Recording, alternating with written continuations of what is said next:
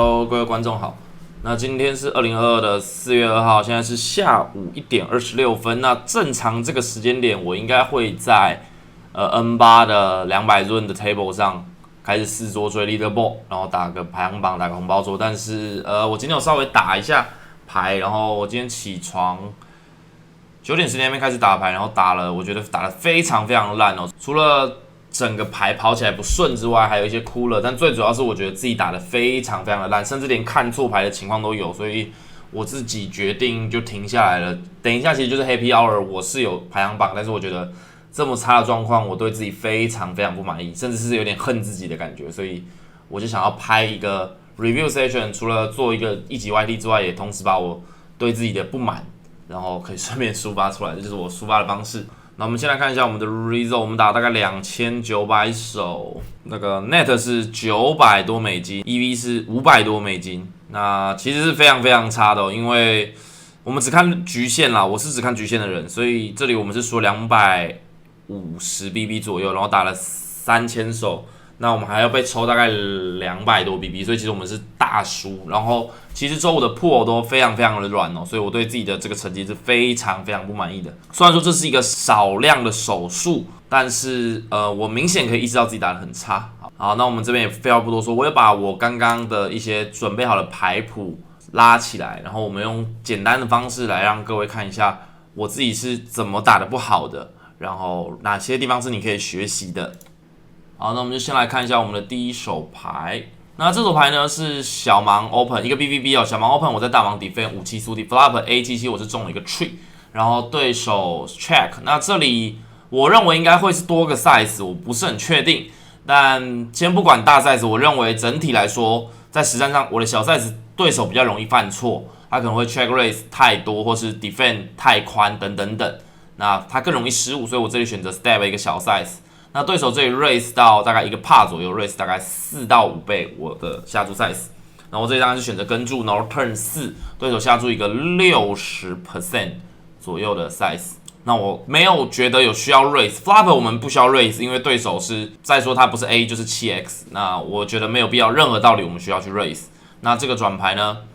他下注我们也没有任何道理需要去 raise。我们 raise 几乎不会让比我们更小的牌扣，甚至他有可能开始盖 AX， 然后他的 bluff 就会直接 fold 掉，所以我们没有任何意义。然后这个 river 他怕44BB， 他下注一个 small bet。我当下的思维是，我认为他的 7x 不会这样打，然后他的可能比较多的 S king、S queen， 然后我就选择 all in 了。然后他想了很久，然后他扣了87，他扣87的时候，我就一瞬间醒过来，我就意识到我明显在 overplay 我这手5-7苏体，原因是因为大部分的玩家，这里很重要。大部分的玩家在 flop 并不会去选择 raise 他的 AX， 大多数都是选择 check call， 甚至他这里有 S king、S queen，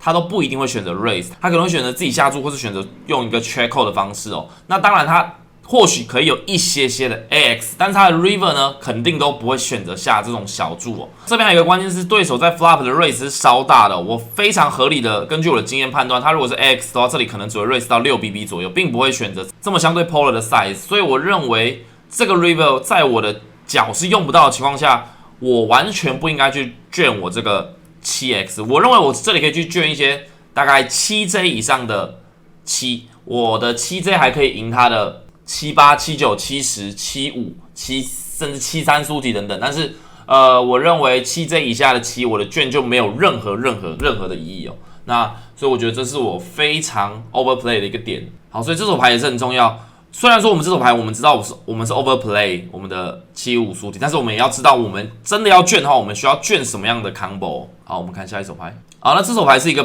比较有趣的牌，这手牌是翻牌这个1991 open， 我在大盲 defend Q5 苏体很合理，然后 flop 我 check 他 small bet， 我这里 raise， 这里我的 raise size 就是一个错误，我当下在想我是要大 size 还是小 size， 我认为会是 mix， 但是我后面去跑了 pile solver 之后，其实是一个完全的大 size， 那我想想也是合理，就是我当下是一个完全的不在状态之内，因为在 KQ5 的 board 上，我们并不会 raise KJ、K10、K9， 所以我们的 raise 是非常 polarized， 我们永远没有 S king， 所以我们的 raising range 基本上就是在说我们有 two pair 或是有 set 或是非常非常好的 draw， 比如说10J 有 battle flush 等等好，那这里我们可以让大家看一下 solver 去理解我的意思在在 KQ5 的 board 上，当对手下注小 size 的时候，我们只会 raise 我们的这个 two pair set， 还有一些有 blocker 跟 battle 的东西哦，或者一些好做，所以我们基本上不会去 raise 这些 King Jack、King Ten 等等，我们只会去 raise King Queen Q5。55这类型的 combo， 那我们可以看一下，比如说什么样的 board 我们会选择比较小的 raise， 比如说在456的 board 上，我就非常肯定我们会有小 raise， 比如说在927的 board 上，我们可能会有小的 raise。这个小的 check raise 主要会着重在我们会有一些 range 是想要去 protect 跟 deny 的，比如说在8 high board 上，我们可能会想要去 raise 我们的99、10 vs 小 size 的下注，那我们可以简单看一下。OK， 我们可以看到，我们这里可能会想要 raise 我们的99、10，这个时候我们就不会选择如此 polarized 的 range 哦。那这里详细我就不再赘述，那各位可以点点看 solver， 或是如果之后我们有讨论到 check raise 的篇章哦，会再有一个更近一系列的教学。好，那所以我这个 flop 的 raising size 就是一个完全的错误。那对手选择跟注之后 turn 来这张10，其实这张10对我的手牌是非常非常不好的，甚至是对我的 range 也非常非常不好，因为在 flop 我并不会 check raise SJ。但对手会扣 SJ， 在 flop 我的 check raise range 会是 Q5 跟一些的 K5， 还有55。那这张10呢，让它的10也集到了，它的10J有更好的 equity， 它可以有 K10， 它可以有 Q10 等等。不论是我的 range 跟我的手牌的 EV 都变得非常非常的低哦。那这里我选择了 check， 对手下了一个算是蛮大的 size 哦。那这里其实我觉得我体感已经觉得非常非常不舒服了，但我认为我的 Q5 还是跟注，所以我这里选择跟注。但是我后面去跑 pile solver 之后发现。这个 Q5 其实在 turn 就可以完全的盖牌了哦，那我们这里就不去演示了，原因是因为在这个 turn 我们应该要有King Queen， 我们会 check 全部的 King Queen，check 全部的55 ，check 全部的 K5， 甚至我们可以有一些10J 去 defend King J， 很少的 King J， 我们的 Q5 其实对上它的顺子，对上它的 two pair， 对上它的 set， 基本上都是没有任何 outs， 特别在这个 spot 对手永远都是 under bluff 的，虽然说他是一个实况主，我不认识他，但是我不觉得在这里会有人是 bluff enough 的。那这里有兴趣看 pile solver 的小伙伴可以自己去点一下。那整体来说，我可以直接用我的学习跟知识告诉各位，这里绝对是一个 under bluff 的 spot。在 GTO 上，我的 Q5 就是一个本来就是一个0 EV 扣，但是在对手 under bluff 的情况下，我认为我的 turn 就可以盖牌了，然后我就 check call 了我的 turn， 然后河牌来了一张梅花 A， 也就是说一张 J 是一张顺子，然后我 check 之后，他选择下注了1/5。那这里我在想，我的 Q 是不可能赢了。其实，在 turn 的时候我就觉得我的 Q 不可能赢了。那 river 我本来就要 snap fold， 但对手下注了一个小 size， 我在想他有没有可能value bet任何的 two pair 或是 set。那我如果要 turn into bluff 的话，我要转什么？那我这里可以看到 Q5 是我最差的 combo。那各位可以想一下，我在 flop check raise， 然后 turn check out 之后，我的 range 里最差的牌是什么？我会有比 Q5 还差的牌吗？我的10J 或许会 check raise flop check out turn， 但是我的10J river 都中到顺子了。我的55在 river 也比我的 Q5 好，我的 King Queen 在 river 也比我的 Q5 好，所以在 river 我最差的 combo 就是这种 Q5 梅花的下面两队哦。所以我选择把这手牌转进 bluff， 然后对手就 snap call with JX。那这里我在思考的问题是，对手真的有可能去 value bet 他的 two pair 吗？还是他永远都在 induce 我？我不确定，因为他理论上应该要是平衡的，但是我认为即使是比如说实况组或是等一些 reg 在这个 spot 都很难去平衡，大家都是 under value bet， 永远都是 induce nuts 哦。所以我其实认为我这个 river 虽然对手下一个小注，我还是就乖乖盖牌就好。但我觉得最关键的是。这手牌我最大的失误是我 flop raise size 是个错误，然后我的 turn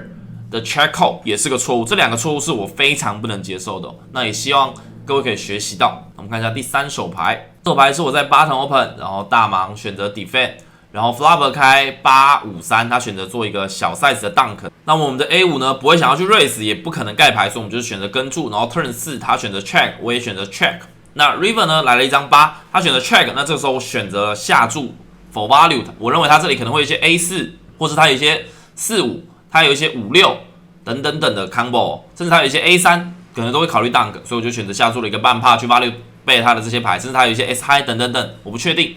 然后他这里选择 raise，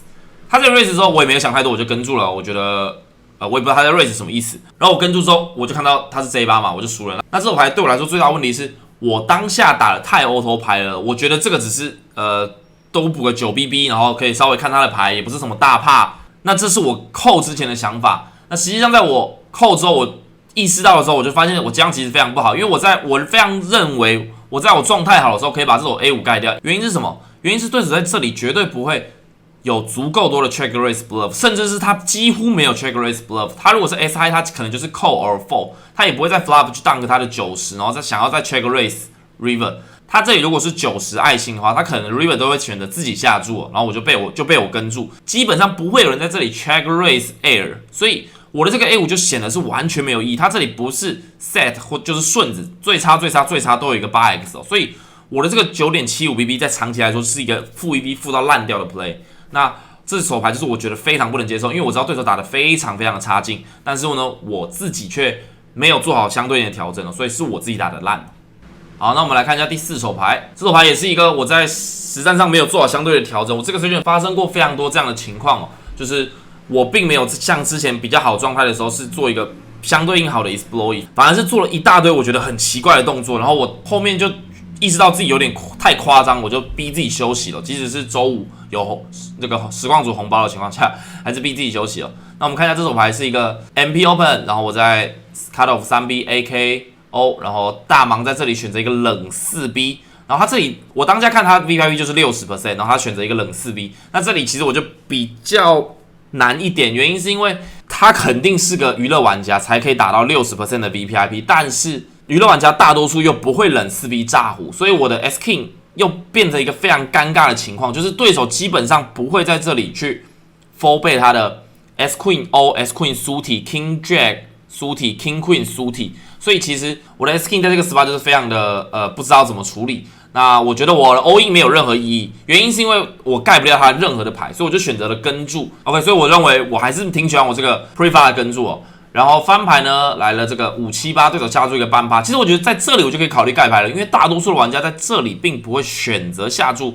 他的 S King 那这里我不觉得他有太多比 S King 小的牌，也就是说他不会有 King Queen， 不会有 King Jack。比如说这个人如果是Good Rag， 然后aggressive go 的话，其实这里可以有一些 S Queen O、S Queen 苏体、King Queen 苏体等等，但是大多数玩家都不会有。但我还是秉持着这个，我 flop S King 4B 趴基本上都是会扣，因为我还有理论上我还有赢他的一些 combo， 加上我还有 equity。然后转牌来了一张8，然后他 check， 然后他剩下53BB， 我也选择 check。River 来一张10，他选择 all in 的半趴。这里我没想太多，我就跟住了，因为我觉得理论上这里我应该是可以跟住 S King， 但是我又发现我是完全的错误，原因是因为对手在这里没有任何的 bluff， 他永远不会被他的 S Queen， 永远不会被他的 S King， 所以我在这里永远都是遇到 AAKK 或是他像这种说的这个10，然后他 JJQ 可能都会选择 check， 所以我在这个 river 完全就是 feeding money。这手牌我的翻牌的扣跟合牌的扣，我认为长期下来可能 BB 牌是负到1万都有可能特别在对上我明显已知的娱乐玩家的情况下，那这个我觉得也是非常大的失误，对我来说，那也是我觉得很多人可能常犯的错误，大家可以想办法去避免。那这点要怎么做到？就是你要有 pre-flop range 的概念，然后可以了解对方的翻牌前其实是并没有4B bluff 的。好，那这一手牌呢，我觉得也是一个我很明显的失误。UTG 一个大概只有 65BB 的人 open 2BB， 然后我在 button 选择 3B 的 A9O， 那这里可以直接盖牌，也可以扣，也可以不 3B， VS 2.5BB 的话 ，OK， 那这手牌我选择随便 flop 是834，然后对手 check 我选择下注了半趴我这个下注的 size 跟逻辑我就不解释了。然后对手扣，然后转牌来了一张5，然后他这里选择一个比较神奇的动作，他选择 dunk 了大概 30% 左右，然后我觉得没想太多，我就也跟了吧，毕竟我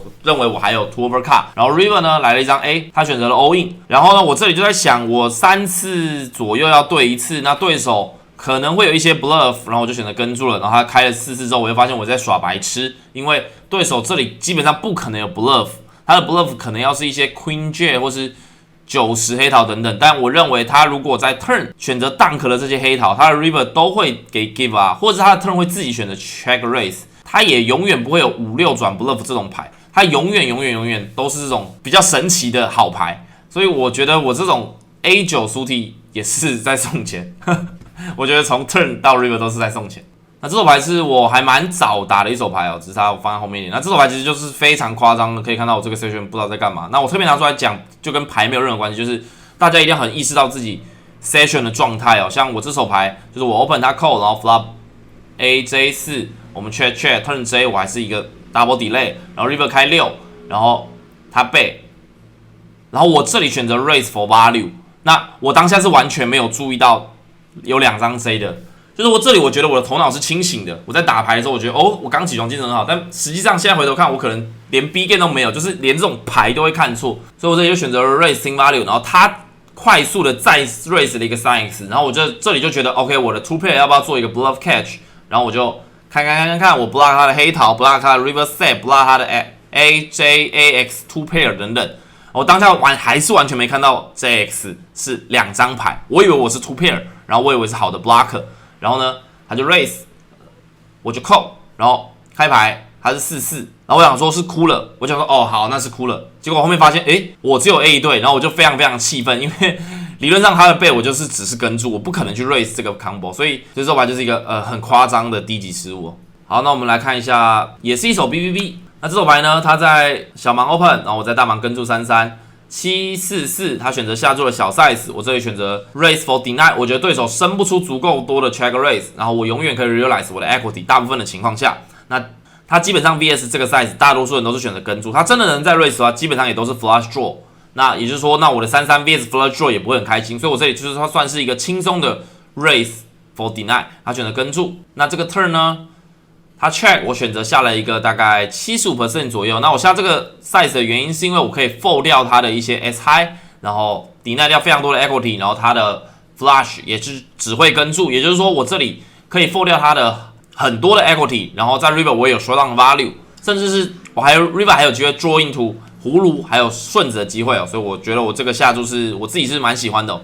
好，那这里 River 来了一张5，我的33被跌掉了。他 check 的时候，我想了很久，我不要炸胡，我最后觉得放弃，我就 check， 然后看到他的 King Queen 之后，我又醒过来了。就是并不是因为我看到他的 King Queen 我才失误了，是我觉得我不知道我在打什么。原因是因为我在 flop raise 他的 C 倍之后，我的 turn 再下一个大注，在这个 River 我有一大堆的4x、5x， 甚至是6-8这种顺子。7一对，我也可以有7一对，甚至我可以有8-8，我有很多的牌，甚至我有 S high， 我的33绝对不可能是我的 give up combo，33绝对是我最烂的牌，而且它是非常非常适合的 bluff combo。例如我手上拿着9J 黑桃，它可能就没有那么适合，原因是因为我 block 对手的 folding range。那这里我认为它有非常多黑桃的情况下，甚至它有一些的 S king、S queen 的情况下。我的33都完全没有阻拦到他的 folding range， 所以这手牌对我来说是一个非常直观的 bluff combo， 比起什么 Q high、J high 等等等 high card 的 flush draw miss， 所以我完全不知道为什么我会 give up 这个 combo。这手牌就是我